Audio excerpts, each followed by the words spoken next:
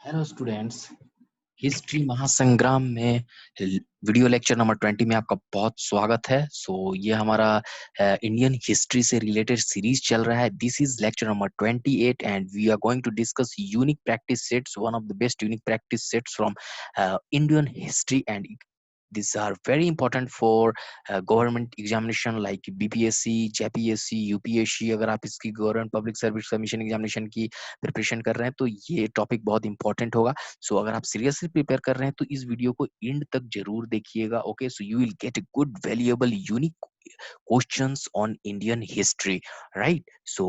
कितना important topic हो सकता है और हिस्ट्री टॉपिक होता है ये आपको पता ही होगा। ओके, सो इस सीरीज में हम लोग 2500 क्वेश्चंस टोटल, मोर देन उससे क्वेश्चन ज्यादा, multiple choice questions in the forms of this topic हम लोग डिस्कस करने वाले हैं। So let's start now.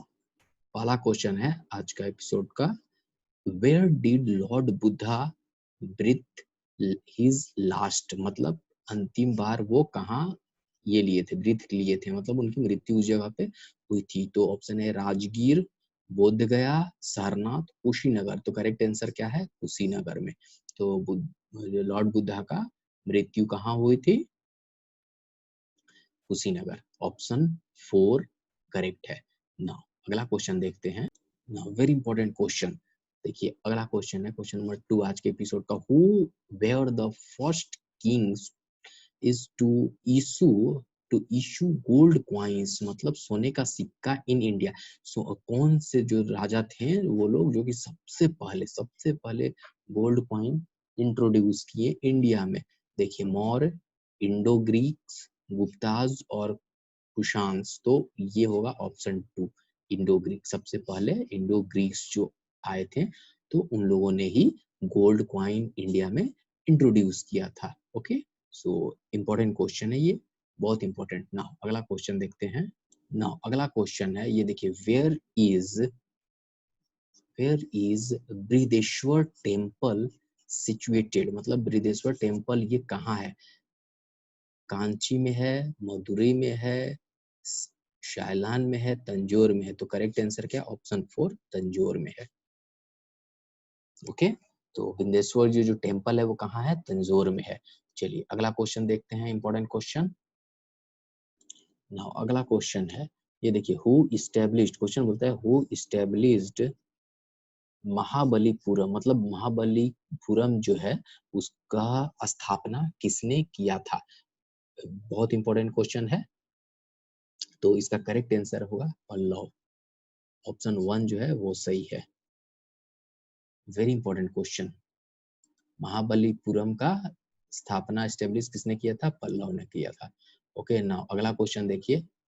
The Saka era commencing from, era से रिलेटेड है, जो साका एरा है commencing from 78 was founded by, मतलब साका एरा 78 एडी से जो स्टार्ट हुआ था वो किसके द्वारा फाइंड आउट किया गया था, मतलब खोजा गया था?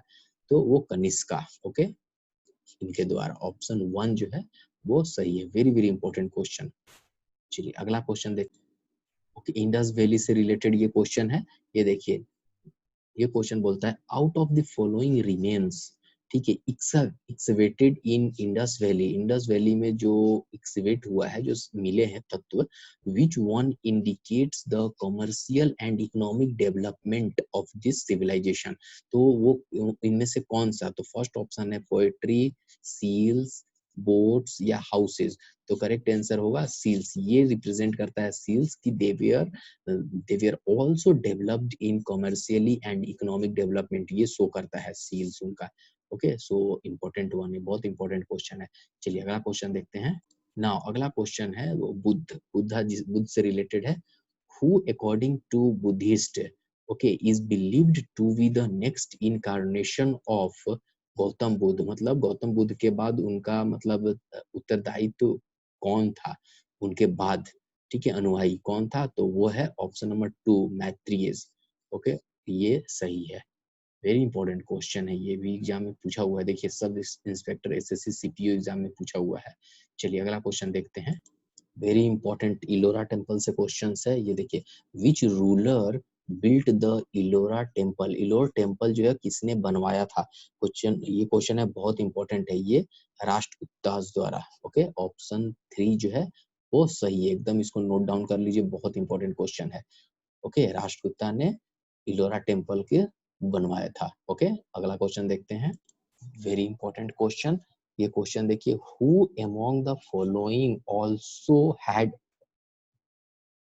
द नेम, उनका और एक नाम था ये, देवनामा पियादसी।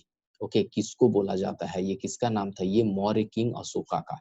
ओके, देवनामा पियादसी, बहुत important, very very important question, ये पब्लिक सर्विस कमीशन एग्जामिनेशन के लिए बहुत इंपॉर्टेंट क्वेश्चन है। ओके, चलिए देखते हैं अगला question. Now again very important question, ये क्वेश्चन देखिए, which of the following craftsmanship was not, देखिए ट्रिकी क्वेश्चन है, was not practised by Aryans, मतलब इनमें से कौन आर्यंस द्वारा प्रैक्टिस मतलब यूज नहीं किया जाता था? पोएट्री वो यूज किया जाता था, ज्वेलरी वो यूज करते थे, कारपेंट्री वो करते थे, ब्लैक स्मिथ ये नहीं करते थे। ओके, तो ऑप्शन 4 ये सही होगा। इस क्वेश्चन में क्या है, ऑप्शन 4 एकदम याद रखिए, ब्लैक स्मिथ वो लोग यूज नहीं करते थे, आर्यंस लोग। ओके, सो ये बहुत इंपॉर्टेंट क्वेश्चन है। चलिए बढ़ते हैं अगला क्वेश्चन की ओर, वेरी इंपॉर्टेंट, मोहम्मद बिन कासिम से रिलेटेड क्वेश्चन है। देखिए, मोहम्मद बिन कासिम कनकर्ड सिंध इन ईयर, कौन से साल में सिंध को कैप्चर किया था और वो सिंध सिंध को जीता था? ठीक है, ये सिंध अभी किधर है, पाकिस्तान साइड वाले रीजन को बोलते हैं भारत के वेस्ट में। तो ये था 712 एडी में। ओके, ऑप्शन 1 जो सही है, वेरी इंपॉर्टेंट क्वेश्चन ये है। Okay, very very important question आ रहा है ये, देखिए ये क्वेश्चन बोलता है, द वर्ड सत्यमेव जयते in the state emblem of India, emblem of India में वो सत्यमेव जयते का जो वर्ड यूज किया गया है वो टेकन फ्रॉम, वो कहाँ से लिया गया है? ठीक है, ऑप्शन है उपनिषद, सामवेदा, ऋग्वेद और रामायणा, तो वो उपनिषद से लिया गया है। देखिए बहुत इंपॉर्टेंट है, very very important question. Okay, इसको आप नोट डाउन कीजिए, अपने नोट्स में इंक्लूड करके रखिए। ओके, चलिए और देखते हैं अगला question. Now the earliest city, ये क्वेश्चन बोलता है earliest city discovered in India was, मतलब सबसे पहले कौन था? Harappa, Punjab, Mohenjodaro, Sindh, that is Harappa. Option 1 जो है यहाँ पे करेक्ट होगा। चलिए देखते हैं अगला question, the famous rock cut temple of Kailash is at, कहाँ पे है the rock cut temple famous Kailash, ये कहाँ है? ओके, वेरी इंपॉर्टेंट, ये है एल्लोर में है, एलोरा। ओके, ऑप्शन डी जो है यहाँ पे सही है। चलिए अगला क्वेश्चन देखते हैं, very important question, epigraphy means, epigraphy का मतलब क्या होता है? देखिए, it is the study of encryption, जो तत्वों पे जो लिखा हुआ होता है ना, जो पुराने तत्व मिलते हैं उस पे जो भाषा और कलाकृति के द्वारा कुछ कुछ लिखे हुए रहते हैं डायग्राम के फॉर्म में, उस चीज को पढ़ना, स्टडी करना, that is called epigraphy. Okay, option 2 यहाँ पे सही होगा। ओके, चलिए अगला क्वेश्चन है, देखिए ध्यान से पढ़िए इस क्वेश्चन को, which among the following has not been found in the excavation of Harappan cities, Harappan cities का जब एक्सकवेशन मतलब खुदाई हुआ तो इनमें से कौन सा जो कि प्राप्त नहीं हुआ है? फर्स्ट, ड्रेन एंड वेल्स मिला है, ओके, फोर्ट्स वो भी मिला है, रिजर्वायर्स वो भी मिला है, टेम्पल विद शिखर ये नहीं मिला है। ओके, तो इसका आंसर ऑप्शन नंबर 4 हो जाएगा। ध्यान से इसको नोट डाउन कर लीजिए। ओके, अगला क्वेश्चन देखते हैं। नाउ वेरी इंपॉर्टेंट क्वेश्चन, ये देखिए, where has the world's largest, देखिए वर्ल्ड का सबसे बड़ा monolithic, monolithic statue of Buddha has been installed, कहाँ इंस्टॉल किया गया है? वो बामियान में। ओके, ऑप्शन नंबर 1 जो है वो सही है, याद रखिएगा, ये बहुत इंपॉर्टेंट क्वेश्चन है। ओके, चलिए बढ़ते हैं अगला क्वेश्चन की ओर। अब देखिए ये क्वेश्चन है, Harappan civilisation was discovered in year, कौन से ईयर में हड़प्पन सिविलाइजेशन की खोज की गई? तो 1922 में स्टार्ट हुआ था इसका। ओके, तो ये ऑप्शन नंबर 4 जो है वो करेक्ट होगा, very important.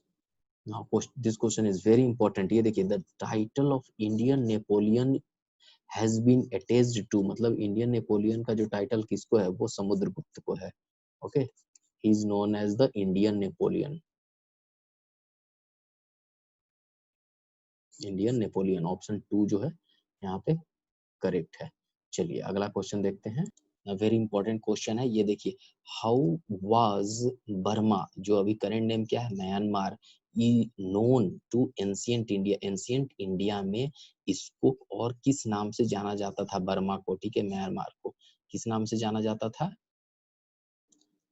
Now the correct answer होगा स्वर्ण भूमि, ऑप्शन 3।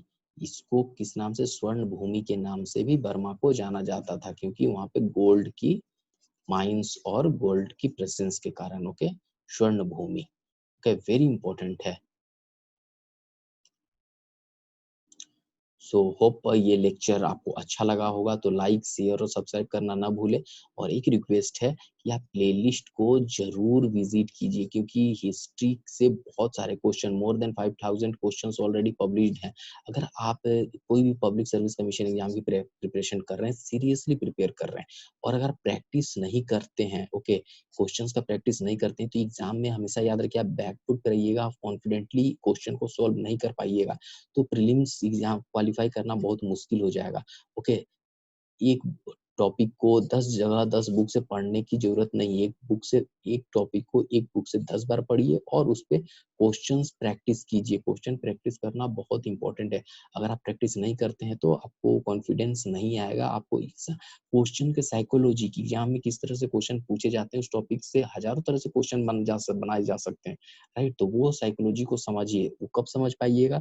जब आप उसको प्रैक्टिस कीजिएगा, उस टॉपिक से रिलेटेड क्वेश्चंस को आप प्रैक्टिस कीजिएगा। ओके, सो चलिए मिलते हैं अगले बेहतरीन लेक्चर में। See you in the next lecture. Thanks a lot, have a wonderful day ahead.